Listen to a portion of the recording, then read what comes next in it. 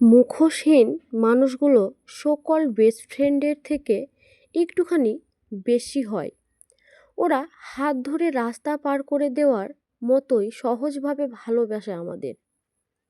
কিন্তু মানুষ হারানোর ভয়ে প্রেমের সম্পর্কে জড়াতে অস্বীকার করে এই মানুষগুলো।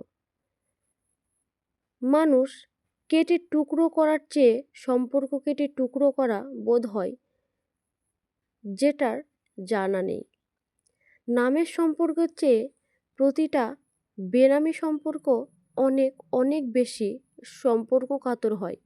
খুব জোরে ধাক্কা মারতে পারে পাঁজর ভাঙা বুকে। এই সম্পর্কগুলো কখনোই আসে এক বুক